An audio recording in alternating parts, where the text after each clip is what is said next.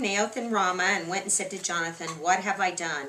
What is my iniquity and what is my sin before your father, that he seeks my life? So what's just happened?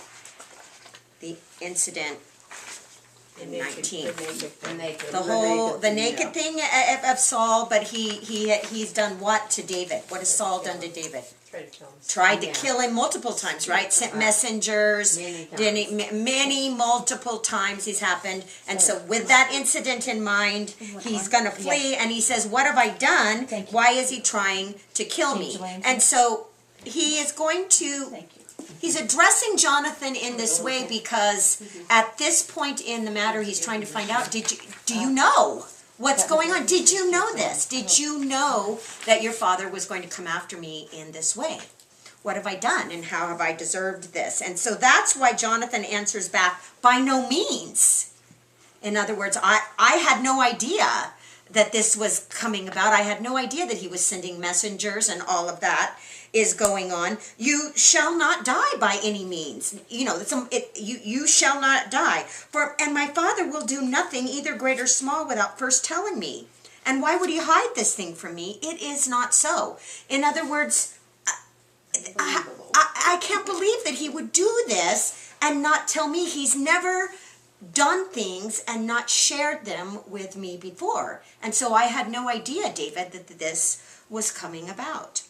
In verse 3, David says he took an oath again and said, your father certainly knows that I've found favor in your eyes. And he said, do not let Jonathan know this, lest he be grieved. But truly, as the Lord lives and your soul lives, there is but a step between me and death. And so he says, Jonathan, your dad knows that we're friends. Your dad knows, and so he's keeping this stuff purposely from you.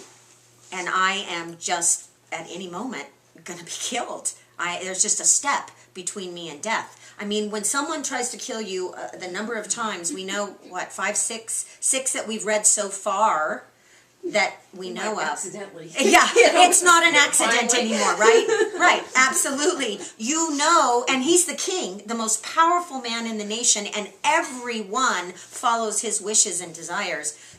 Your days are numbered as far as you're concerned. Do you think that David is thinking here that Saul is wanting to kill him because of his relationship with Jonathan? Is that what he's saying? No, he's saying that he knows that we're such good friends. He's not going to let you know that he is trying to kill me. Okay. He's not going to tell you this, even though you think that your father tells you all his plans. He's not going to let you know about this because he knows we're friends. Okay, gotcha. And so, but he says, and so he's recognizing that he's in a very precarious situation here with Saul. And Jonathan said to David, whatever you yourself desire, I will do it for you. So he's laying it out. What do you need, David? What do we need to handle this situation? So here's two best friends who are linked together with a heart love for each other and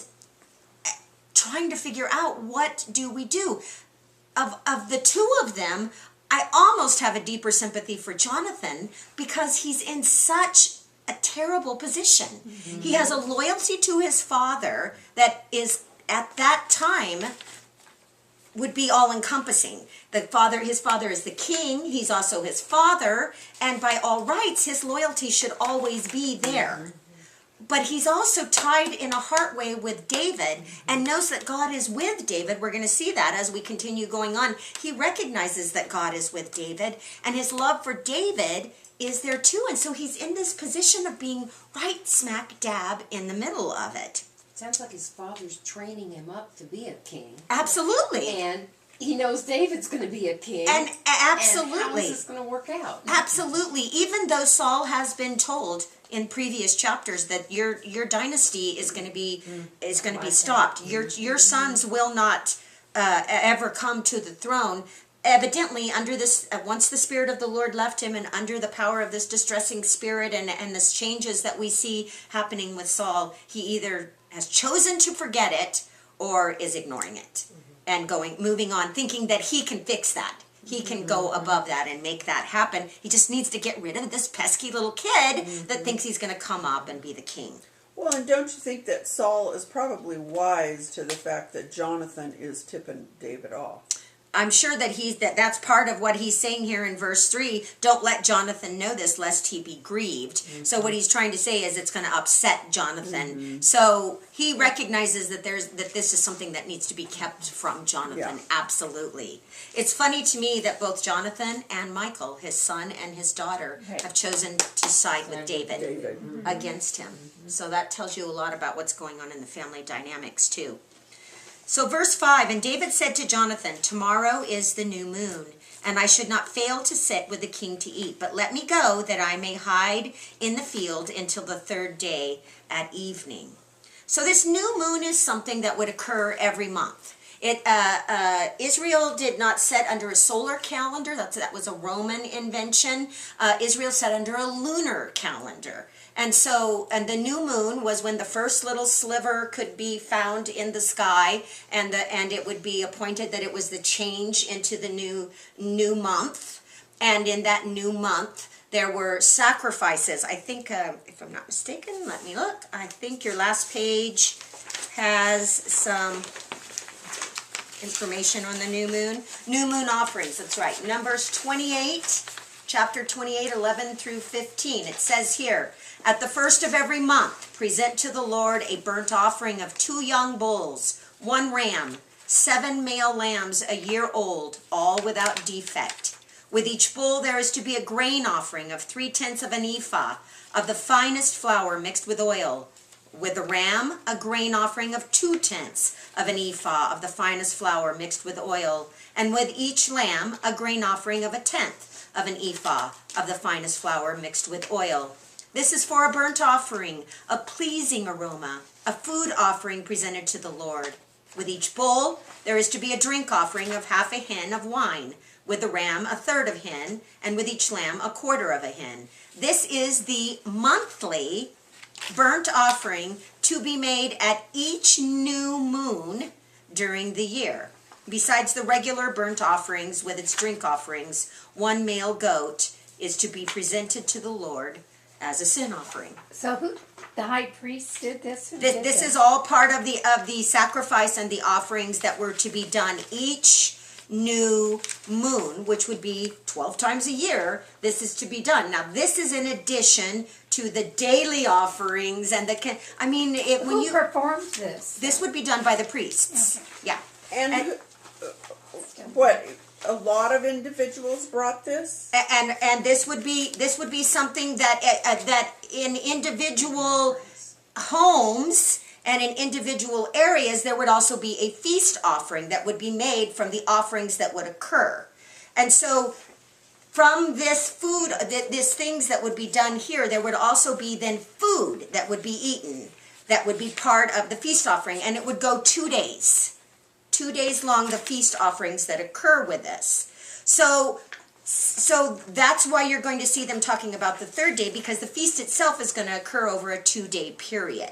And this is going to happen every single month. And so this is happening with Saul, and the feast that occurs after the offerings is happening at Saul's table. And evidently what would happen is that all the key people in Saul's kingdom would come and gather around the table. They would be set in certain places of honor, depending on where they were at, in the service to Saul. And they would all sit around and they would commune together and eat together out of these feasts that would be part of this offering process. And so that's done every single solitary month. And so David evidently had a spot that was just his spot, so that it would immediately be recognized if he was there or not there.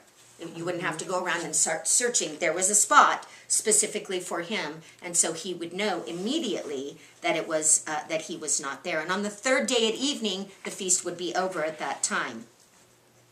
So in verse 6, he says, if your father misses me at all, then say, David earnestly asked permission to me that he might run over to Bethlehem, his city, for there is a yearly sacrifice there for all of the family. This is a whole nother thing. A yearly sacrifice for the family is something that, as you can see, if we sat down and did a complete study of all the sacrifices that needed to be made, this sin business is messy. You know, there's a lot that has to be done, whether it's done at a family level where it could be done, whether it's done at a priestly level, whether it's done, you know, at whatever level it needs to be done at. There's a lot of covering that has to be You get a lot done. of good meals out of it. You get a lot of good meals out of it. See, that's a lot of animals. It's a lot of Oh, God, animals yeah. that need to be. Like That's why it's one of the reasons why there's a misconception on there being a tenth is the offering to the Lord. If that's the tithe that's being given to the Lord. If you actually sat down and looked at the grain and the wine and the oil and the animals and that sort of thing that is given, it is a 20% offering per year that is required of the Jewish people. 28% of what they have is required. And then on top of that are the sacrifices and the offerings that they give because they want to. When something wonderful happens or good happens or they need to make an additional sin offering or whatever needs to occur, it's even more. So the 10th offering happened twice a year. And then in addition to that, there were other offerings that needed to occur. So anytime you think that 10% is what they gave, that's not true. They gave 10% twice a year. And then additional offerings in the middle of that. And so it was, and a new baby and a marriage and whatever else would happen. And so you're looking at 28 to 30% of what they owned was given in sacrifice And to the Lord. you know, all these 2 bulls Yeah, and 70 yes. sheep and all that. Was Yeah. that all from each family? Each person, Not or was that not all- each ever. It would be offered at the tabernacle or the temple, and then it could also be offered for individual communities. But you would have to have a priest doing the offering. Like Saul couldn't make his own offering. Remember? Yeah, he yeah. can't do that. So you would have to have a priest make an offering for that. So. We're not exactly 100% sure on, we know that some things were done by a family level. David talks about it, going to Bethlehem, and his brother is calling him because the family needs to make a yearly sacrifice. So there are all different ways that those could be made, but always by a priest, that they needed to be oversight. There needed to be an oversight. I think it's funny here where he says with that permission of me that he might run over to Bethlehem. That sounds like something we would say. I'm going to run down to Modesto. Yeah. But he literally means to run, probably, you know, physically, yeah. which is, to do it. It just sounds funny coming from a New King James version to say, we're going to run over to Bethlehem and see how that is. So anyway, he said, so did David go to Bethlehem? I don't think he did. He was out. It doesn't appear that he is planning on going down to Bethlehem. So this is a little story that they've concocted, and unfortunately, this is going to set the tone for David, who seems to like to stretch the truth quite a bit to get himself out of trouble. And we're going to see that as we move along in these next couple of chapters. And so this is what Jonathan is to tell him. And so then if he, that would be Saul, says, "It's well, your servant will be safe." But if he, Saul, is very angry, then be sure that evil is determined by him. So this was going to be the testing. And if Saul said, "Oh, okay, it's all right that he went to Bethlehem," then it's not. Then we know that David's going to be all right. But if Saul says, it gets very angry about him leaving, then it doesn't look good for David. Now, let's take a minute and discuss, why would Saul want David to be at his table so badly? Keep your enemies close. Okay. So is he to be at the table so that David can try another spear trick? Is he to be at, Saul, sorry. Yes. Or is he Maybe wanting he has David some there plan. so that he has a plan? It hasn't been that long since we were just in chapter 19 and he's doing everything he can do. Telling his servants and David and the messengers and everyone else to go after him. So David is attempting to see, is there any chance of reconciliation here, or what is going on? So is Saul looking for David? Obviously Probably he going to just is. keep his eye on him. If he doesn't trust him, he's Keep his eye on him, she said. see what's going on. I mean, there are a whole multitude of reasons that Saul would be very interested in seeing what David is doing. Now, my question is after what we just read and what Saul has done, why would David go back? Why would he Because go knew back? God was with him. He knew he'd get through it. Okay, that all right, plus but he was a practically, loyal- why would he go didn't back? though, did he? Huh? He doesn't go He back. doesn't. But why would the why? But if he doesn't go back, but why? But if it's good, then he knows that it's safe to go back. He can go back. So the point being, why would, maybe I could phrase it this way, why would he want to go back? He's an officer. Okay, and what? This is loyalty, his His people, responsibility he's got a wife, he's got family, he's got friends, he's got a reputation, a military career. There's a lot of things writing on how Saul is going to treat David, right? And so In Saul's the last scene, Saul's acting like he's going to be reformed. perhaps, yeah. There's so many mixed signals coming from Saul, Yeah. right? So many mixed signals. But ultimately, what I'm sensing when I read this is that David really would like reconciliation, Yes. wouldn't he?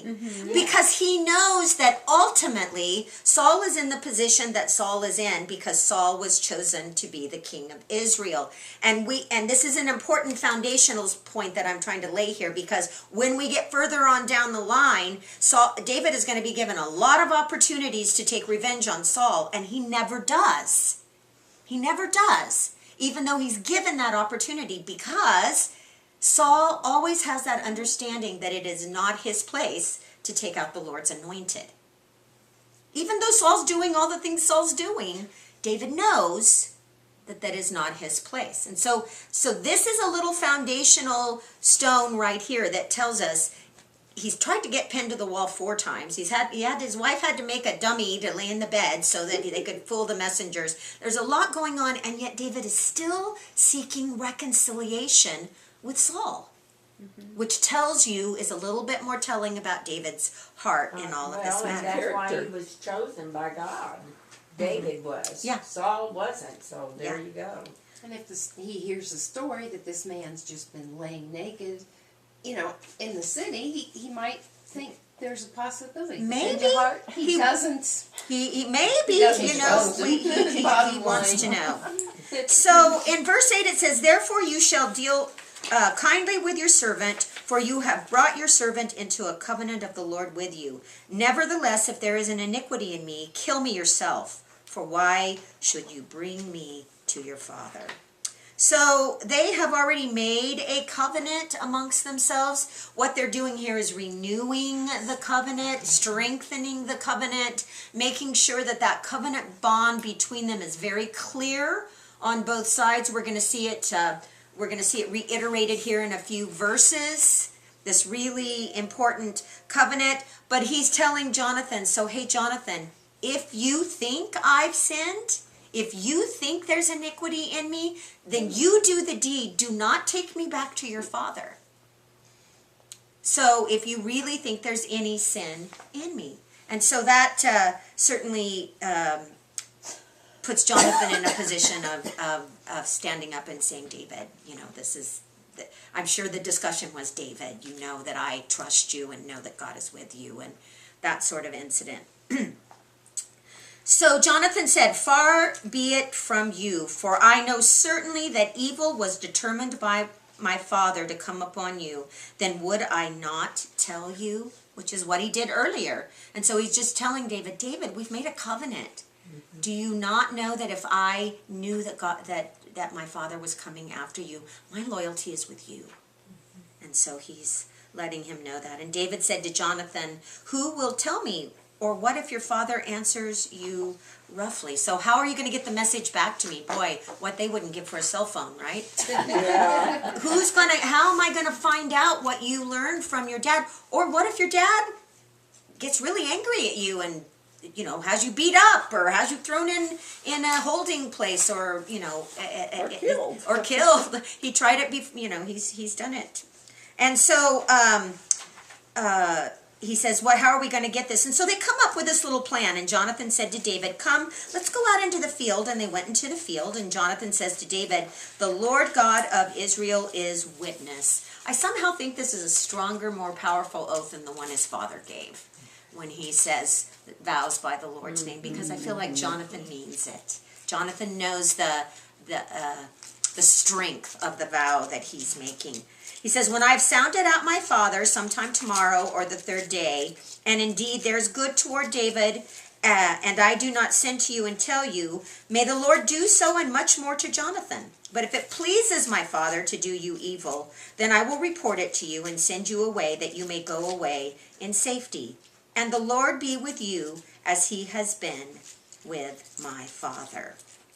So it's interesting. Jonathan's just telling him, I'm going to check it out. I'm going to let you know what's going on. So it's interesting in two ways that David, that I noticed that David speaks about his father in this statement when he says, when the Lord be with you as he has been with my father Saul. One, he recognizes that originally God was with Saul. He recognizes that. But even more currently, I have to wonder if he doesn't recognize that the Lord is, in a certain sense, still with Saul, because he's given Saul so many opportunities to repent. He's given Saul time. Saul is going to have 20 years from the time the judgment falls. And at any point during those 20 years, Saul would have the opportunity to repent. And so in a sense, that's the Lord's blessing on Saul, that he doesn't just take him out instantly and immediately, because he certainly can do that. And so the Lord, although the distressing spirit incident and all of those things happen, God is still giving Saul opportunity to repent, which is a merciful and gracious thing. Even in our day today, we say, Lord, yes, we want you to come quickly, but think of all of those who are still lost. Another opportunity for those to be saved is merciful and gracious and kind, and shows the Lord's grace. So you're saying even after God left Saul, right, and the distressing spirit came upon him, Saul could have, his heart was not so hardened that he could have... There's always an opportunity to change. Yep. There's always, whether you're Pharaoh or Judas or Saul, there's always an opportunity to change. And time is your friend, because at any moment during that time that God allows you to have, you can change your mind. The ones who don't get the chance are the ones who are struck dead instantly. And we see an example of that. Immediately he was killed in certain stories and situations. And so I just think it shows that Jonathan is really wise as to how the Lord is dealing with both David, with himself, and with Saul. And so what it tells us is we learn now a little bit more about Jonathan's heart. In each one of these incidents, we're getting to know the character of these people. Maybe that's why they look familiar, because we're getting to know the character of these people as we see the way they respond to a lot of these things. So we are in 13. No. We are in 14. And you shall not only show me the kindness of the Lord while I still live, that I may not die, but you shall not cut off your kindness from my house forever. No, not when the Lord has cut off every one of the enemies of David from the face of the earth. All right, we've had some discussion a couple of different times of, do you think Jonathan knows what's going on? This verse tells us, yes. At this point in the game, Jonathan knows. He's saying, David, there's going to come a time when you are going to become king.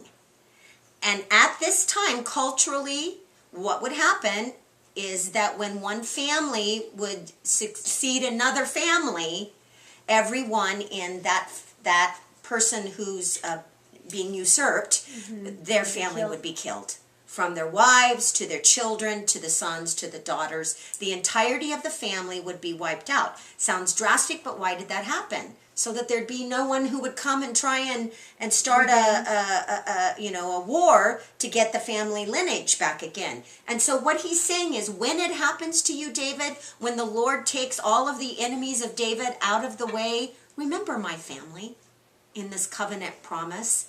Remember my people. And don't kill them, is what he's saying. Don't wipe out my family. Now, interestingly enough, is this exact situation is going to occur.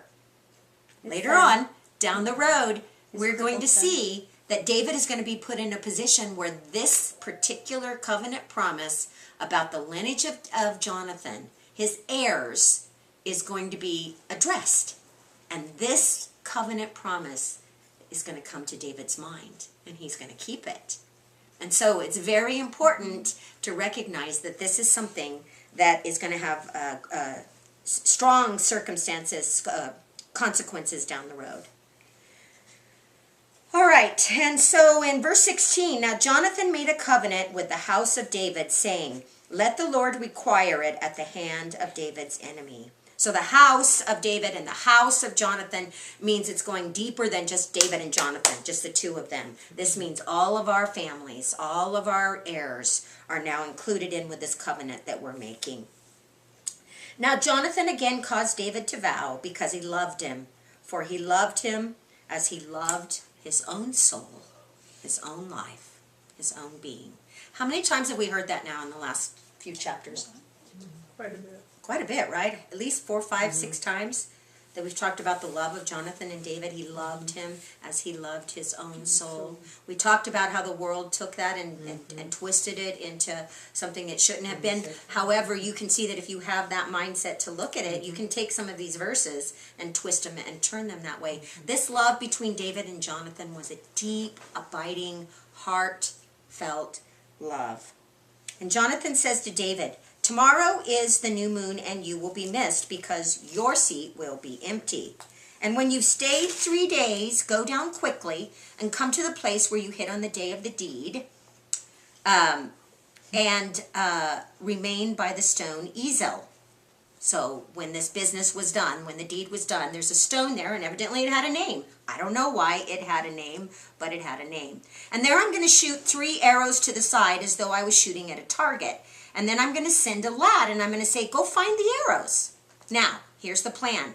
If I say to the lad, look, the arrows are on this side of you, get them and come, then that means, as the Lord lives, that there is safety for you, and you will come to no harm. So David will be able to retrieve the arrows himself and come. Everything's good. You can come back if that happens. However, if I say thus to the young man, look, the arrows are beyond you, or they're too far for you to fetch, they're too far beyond you, then go your way, for the Lord has sent you away. And as for the matter which you and I have spoken of, what would that matter be? His father trying to kill him. The covenant. The The covenant promises that we've made. These covenant promises that we've made. But as for the matter which you and I have spoken of, indeed the Lord will be between you and me forever. So where did he stay for 3 days? Out Could probably... have gone to Bethlehem. Could have gone to That Bethlehem and then it would wouldn't have been a time. lie. Yeah. Or could have just waited somewhere out in the field. He certainly, as a shepherd, knew how to take care of himself out in the open. But it And almost- so 3 days is plenty long to go to Bethlehem and back. he could have. And since we're not told, we really don't know. Did he go to Bethlehem? Maybe. Did he just stay out in the field and wait? Maybe. He certainly has the tools to do that. How far was Bethlehem from here? Not very far. You're within walking distance Oh, of okay. all of that. He could run to Bethlehem, remember? Yeah. Run over to Bethlehem. So it's not too far. All of this area is within Jerusalem, Bethlehem. All of this area is within a walking distance. The next verse says, So then David hid in the field. Yep, right then he hid in the field. And when the new moon had come, the king sat down to eat the feast. So that would be this sacrificial meal that would come each month.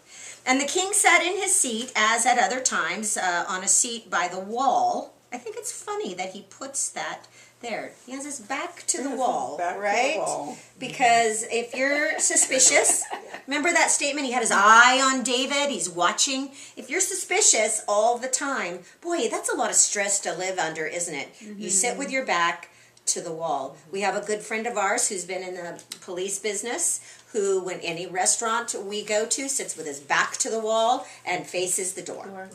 That's his training. You know, that you, and sometimes he makes me get up from where I'm sitting because that's a better seat to meet those needs. And that's that type of thinking. It's stressful to always be on guard, on call, you know, and watching it. Yeah, and this is where Saul is at this point. And Jonathan arose, and Abner sat by Saul's side. We're going to hear more about Abner later on, but David's place was empty. Nevertheless, Saul did not say anything that day, for he thought, something has happened to him. He's unclean. Surely he is unclean. So in Saul's mind, that would be the only reason that you would not come to the king's feast and take this meal. How would you get unclean? Well, there's a multitude of ways. You could touch a dead body or a dead animal. You could touch a woman. You could be, there are a lot of different ways you could be unclean. And so he's assuming, well, the only thing I can think of is that he's unclean. However, for the majority of the ways you can be unclean, they last for the day. And then the next day you're not unclean any longer. So by all rights, even if he's unclean, the next day, day 2 of the feast, he should be there. There should be no reason for that. And it happened that the next day, the second day of the month, that David's place was empty. Really, you would say was still empty. And Saul said to Jonathan his son, why has the son of Jesse not come to eat either yesterday or today? So he's asking Jonathan, so that tells you what? He knows They're friends. that Jonathan should know all these details about what's going on in David's life. What does he call him? What's the title he gives him? Son of Jesse. Son of Jesse. Who is David at this point in Saul's Son-in-law. administration? He's his son-in-law. Let's go down the list. His general, his military leader, his soother of distressing spirits. He has a very elevated. He sits at the king's table. The hero of his Right, nation. the hero of the nation. What does he call him? Son of Jesse. Who's Jesse? Nothing. Nothing. A shepherd man in Bethlehem. Nothing. So he is not using any elevated title for David, but he's using the lowest title that he can come up with. David has said over and over again, who am I? I come from a family of shepherds, and we're poor and we don't have a lot. And so he's making that point, this son of Jesse. And rather than using any of the titles. So he wasn't here yesterday and he wasn't here today. So Jonathan repeats the little story that they've come up with. David earnestly asked permission for me to go to Bethlehem, and he said, please let me go, for our family has a sacrifice in the city, and my brother has commanded me to be there. And now if I found favor in your eyes, that's just a polite way of speaking of the time, please let me go away and see my brothers. Therefore, he's not come to the king's table. Well, it seems like a reasonable story. It shouldn't be any reason that it just throws everything helter-skelter here, that he is going to go down to his... It certainly is not going to explain Saul's reaction, But it's is a my lie point. even if he does go to Bethlehem. They're stretching it, aren't they? No matter what happens. Therefore, he's not come. So now let's see how Saul reacts. Then Saul's anger was aroused against who? Jonathan. And he says to him, you son of a perverse, rebellious woman. Kind of sounds like some of the cursings we would use today. We might use a couple of other expletives, and some nasty ways. But that's what he's really doing here. He's cursing your mother, which is... goes back a long ways, doesn't it? Do I not know that you have chosen the son of Jesse to your own shame and to the shame of your mother's nakedness?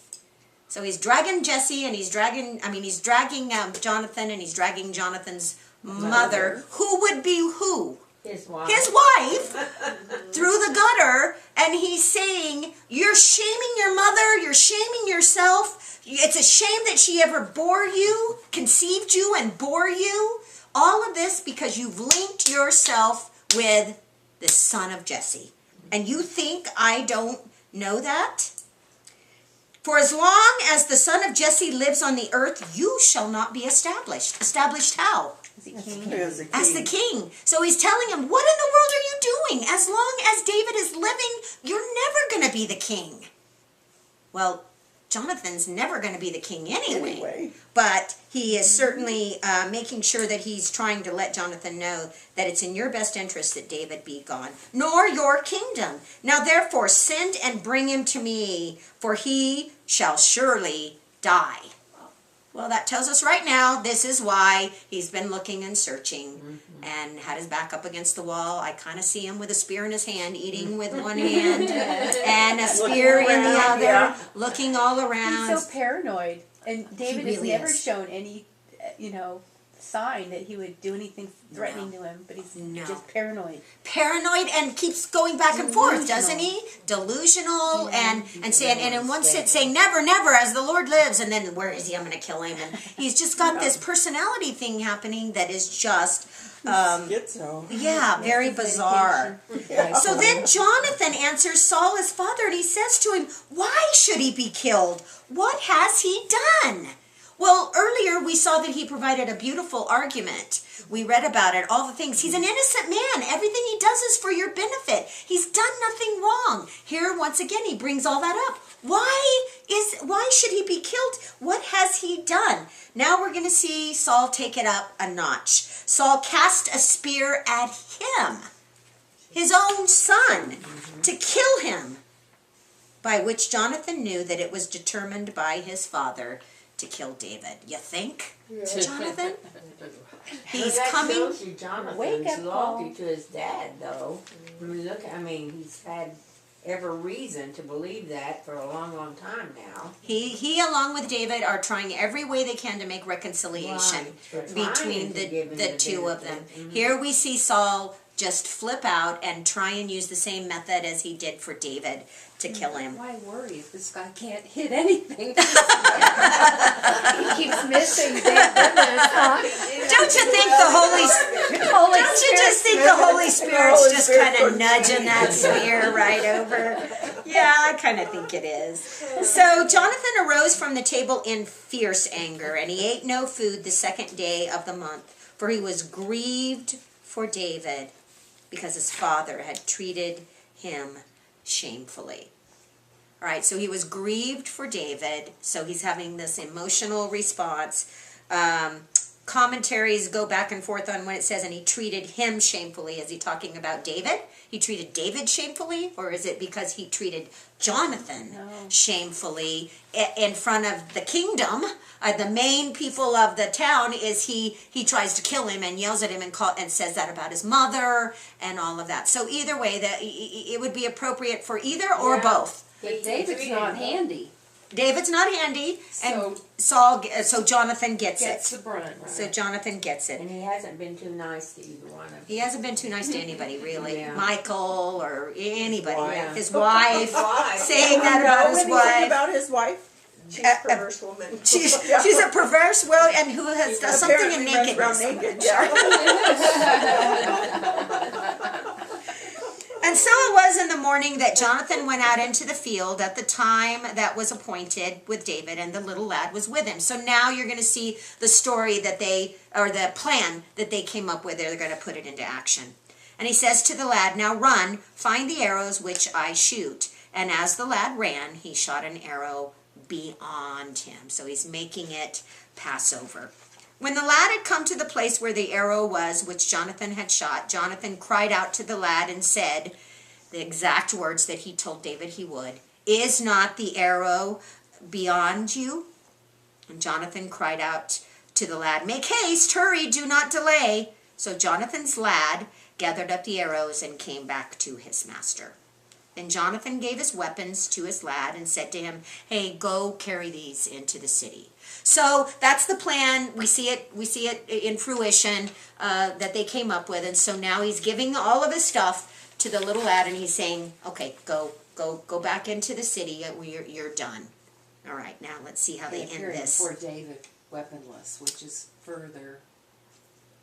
Say that again. He's appearing before David without his weapons, which is further. I'm Yeah. supporting you and not Yeah. dangerous. Oh, Yeah, yeah. absolutely, Thought about that, absolutely. Although, I mean, that's a good point. But although I hope at this point David trusts Jonathan Yeah. enough to know, but still, it's showing humility. respect, It's yeah. respect and humility for him. So as soon as the lad had gone, David arose from a place toward the south, so he's been out there in that area of the field, fell on his face to the ground and bowed 3 times. So this would be 2 things.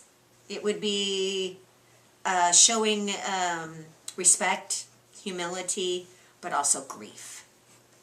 Okay, so there's a huge emotional response that's going on here with David. You can almost picture him as he's doing this, wailing, crying, mourning what's going on, because he recognizes all those things that we talked about earlier.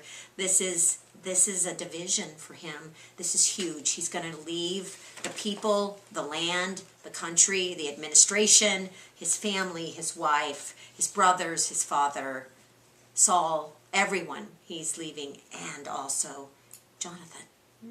That this is going to be a separation. And so it says they kissed one another and they wept together, but David more so. So that would be for the very reasons that we talked about, that they're both weeping. Jonathan knows what this means. David knows what this means. And Jonathan said to David, "Go in peace." You know what he would have said to him? Shalom. Shalom. Go in peace, since we have both sworn in the name of the Lord, saying, "May the Lord be between you and me, and between your descendants and my descendants forever." So he arose, that would be Jonathan, and departed, and Jonathan went into the city. So a little background on this. We will find in our future chapters that other than a brief time where they will meet right before Jonathan's death, this is the last time David and Jonathan will spend time together. And so that will explain this weeping and mourning, the grief that both of them are going to feel. They know what this means. Now, David doesn't know what's going to be ahead for him, and Jonathan doesn't know how far his father is going to fall at this point. But the grief is there because of the separation that's going to occur. And this is really their last time to share together. And how did they end it?